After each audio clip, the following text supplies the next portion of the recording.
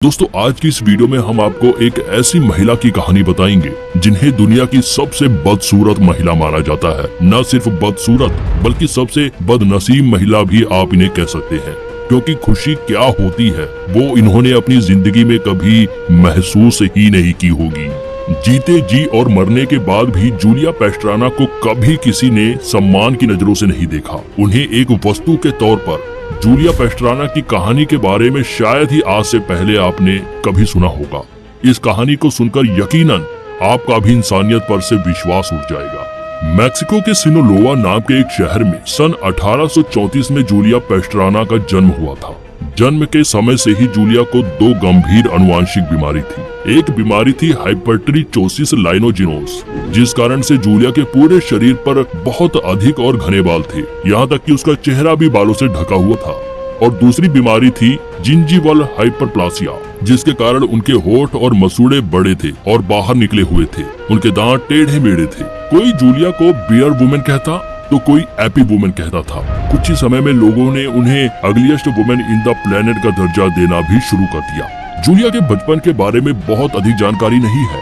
कोई कहता है कि जूलिया के माता पिता ने उन्हें मरने के लिए एक जंगल में छोड़ दिया था, तो कुछ लोगों का कहना है कि उनके चाचा ने उन्हें एक सर्कस वाले को बेच दिया था। लेकिन सबसे अधिक जिस बात पर विश्वास किया जाता है वो ये कि जूलिया का बचपन अनाथालय में बीता है, और जब वह थोड़ी बड़ी हुई तो मैक्सिको के गवर्नर ने उन्हें अपने घर में काम पर रख लिया था। गवर्नर के घर रहकर जूलिया ने काफी कुछ सीखा। उन्होंने सिंगिंग और डांसिंग सीखी। साथ में कई भाषाओं में भी उन्होंने महारत हासिल कर ली थी। स्पेनिश, इंग्लिश और फ्रेंच जैसी भाषाएं जूलिया सीख गई थी। जब जूलिया थोड़ी और बड़ी हुई तो लगा कि वापस अपने ट्राइब के लोगों के पास चले जाना चाहिए, लेकिन उनके मन में ये शंका थी कि उनके अपने ही लोग क्या उन्हें स्वीकार कर पाएंगे या फिर उनका लोग बहिष्कार कर देंगे। जूलिया का बचपन से ही लोग काफी मजाक उड़ाया करते थे। वह जहाँ भी जाती थी लोग उन्हें घूर घूर कर देखा करते थे। इतने बालों वाली महिला लोगों ने पहले कभी नहीं देखी होती थी। 1854 को जूलिया को किसी ने सलाह दी कि वे अपनी इस प्रतिभा व फिजिकल खूबी का प्रदर्शन करे और कोई सर्कस ज्वाइन कर ले। जूलिया को लगा कि अपने ट्राइब में वापस जाने से बेहतर ऑप्शन यही है। जूलिया ने एक अमेरिकन सर्कस ज्वाइन कर ली। दिसंबर 1854 को ब्रॉडवे के गोथिक हॉल म्यूजियम में पहली बार जूलिया को पेश किया गया।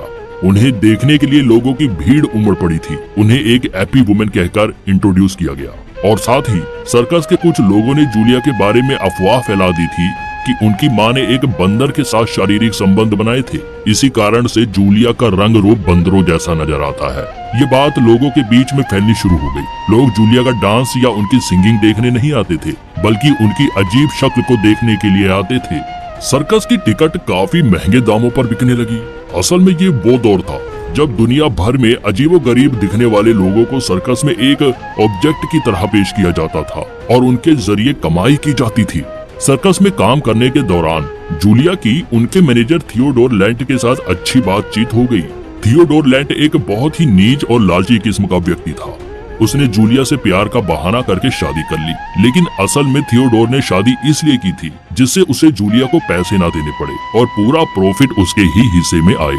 अब पूरे मैक्सिको में जूलिया काफी लोकप्रिय हो गई थी। सन 1860 में जब जूलिया केवल 26 वर्ष की थी तब एक बच्चे को जन्म देने के बाद उनकी मौत हो गई थी। उन्होंने जिस बच्चे को जन्म दिया था वह भी बिल्कुल अपनी माँ जैसा ही दिखता था, लेकिन वह बच्चा भी ज्यादा समय तक जीवित नहीं रह सका और कुछ ही दिनों में बच्चे की भी मौत हो गई। मरने के बाद अक्सर लोगों को दफन किया जाता है या रीति रिवाजों के अनुसार उनका अंतिम संस्कार कर दिया जाता है।